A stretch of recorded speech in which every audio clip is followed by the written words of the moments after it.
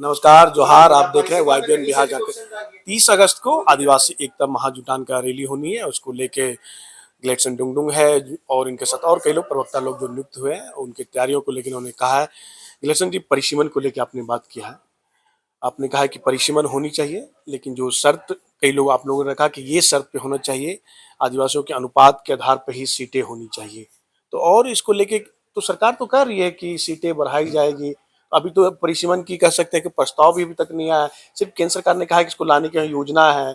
उन्होंने कह सकते संसद को जितने जरूरत है, संसद तो कई लोगों से टूट के पहुंचे भी हैं, अलग अलग उनके संख्या बल है उनके पास परिसीमन को लाने के लिए। तो आप लोग चाहते कि यहाँ क्या शर्त होनी चाहिए? हम लोग चाहते हैं कि जिस अनुपात में राज्य का कुल सीट को जो बढ़ाया जा रहा है, उसी अनुपात में हम आदिवासियों के लिए जो आरक्षित सीटें हैं उसको भी बढ़ाया जाना चाहिए।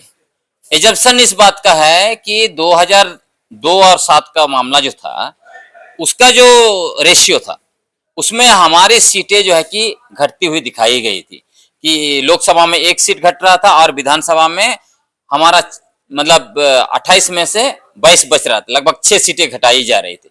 तो इसलिए हम लोग अभी से इसका पुरजोर विरोध कर रहे हैं, क्योंकि हम लोगों ने देखा है कि केंद्र में जिनकी सरकारें हैं वो बोलते कुछ हैं, करते कुछ हैं।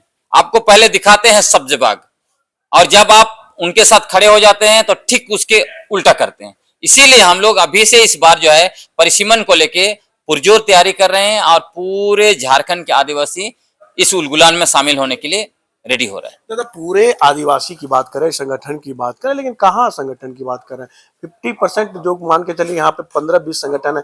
10 सेकंड तो अलग झंडा लेके चल रहे हैं आपके को लेके। उन्होंने कहा कोई कारक नहीं, पूरी तरह परिश्रम का हम समर्थन करते हैं। जो आप लोग शर्त रख रहे हैं उनको नहीं मान रहे हैं, तो ऐसा क्यों हो रहा है? जब तक आप लोग एकजुट नहीं आगे मंच पे, फिर कैसे होगा? देखिए, अभी जो लोग परिसीमन का समर्थन कर रहे हैं, असल में वो उसकी हकीकत से रूबरू नहीं हुए हैं। इसीलिए हमारा यह अभियान है कि सारे लोगों को हकीकत से रूबरू कराया जाए, ताकि वो सभी लोग जो है कि एकजुट हो जाए, एक साथ आएंगे। और आपको याद होगा, हमेशा आपको ऐसा दिखाई पड़ेगा कि आदिवासी लोग आपस में इधर उधर बटे हुए हैं, लेकिन जहां भी आदिवासियों का अस्तित्व पर हमला होता है, हमारे सारे लोग एकजुट हो जाते हैं। आपको याद होगा, जब हमारा सुरक्षा कवच सीएनटी और एसपीटी कानून को लेकर जब इसका विधानसभा में बिना बहस कराए माननीय रघुवर दास जी ने 3 मिनट में विधानसभा में संशोधन कराया था, तब आपने पूरा झारखंड में आदिवासियों का जलवा देखा था। इसलिए इसमें आप मुगलते में लोग न रहें कि आदिवासी लोग बटे हुए हैं, एक नहीं होंगे। जहां आदिवासियों की अपनी पहचान, राजनीतिक प्रतिनिधित्व और अपना अस्तित्व का सवाल पैदा हो जाएगा, वहां पे सारे आदिवासी एकजुट होंगे। और आपको यह जलजला जो है 30 अगस्त को मोराबादी और पूरे रांची में दिखाई देगा। राजनीतिक प्रतिनिधित्व की बात करते हैं, लेकिन आपकी जो महारैली है वो भी तो कहीं राजनीतिक का पार्टी का सहयोग है उनके द्वारा। अब तो सवाल भी उठ रहे हैं ना कि आपकी जो रैली हो रही है उसके बैक बेंचर में कांग्रेस है, वो आपको सहयोग करे, वो उनको सीट की चिंता है, उनको पूरी परिसीमन से डर लग रहा है, तो आपको आगे करके ये परिसीमन का महारैली करवाया जा रहा है। नहीं नहीं नहीं नहीं, हम लोगों को कोई आगे कर सकता, आपको लगता है? हम जैसे लोग, कांग्रेस के लोग नहीं है, सुन लीजिए पहले। हम जैसे लोग जो अपने समुदाय के लिए 25-25 साल अपना जीवन खपा दिया, आपको लगता है कोई पॉलिटिकल पार्टी, कोई नेता हम लोग को ये करो वो करो बोलेगा और हम लोग दौड़ने लगेंगे? आपको मैं बताता हूं हम लोग क्या कर रहे हैं। ये पूरा का पूरा रैली जो है वो आदिवासी संगठनों के द्वारा आयोजित है, संचालित है, और उसी के द्वारा सब कुछ किया जा रहा है। हाँ, हमारा ओपन है, क्योंकि ये एक बड़ा राजनीतिक मसला है।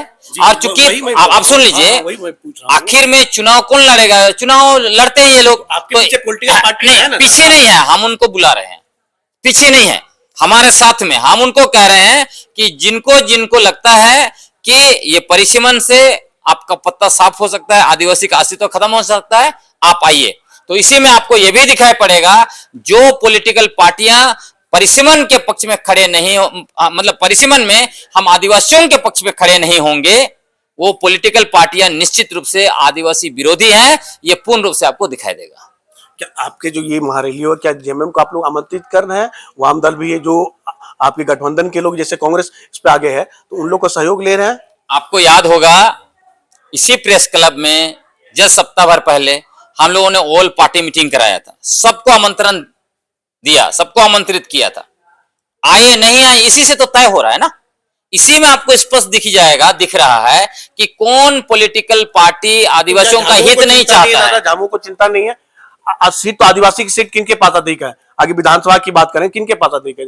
जेएमएम के पास, उन्हें चिंता नहीं है। जेएमएम का साथ जेएमएम के पास है और आने वाले समय में आपको दिखाई देगा, जेएमएम के लोग भी दिखाई देंगे। तो इसीलिए तो मैंने कहा जैसे जैसे उलगुलान का करवा बढ़ेगा, परिसीमन उलगुलान का करवा आगे बढ़ेगा, आप देखिएगा वो सारे पॉलिटिकल पार्टियां हमारे साथ जुड़ेंगे जो आदिवासी हित चाहते हैं, और वो पॉलिटिकल पार्टियां हमसे दूरी बनाएंगे जो आदिवासी विरोधी हैं।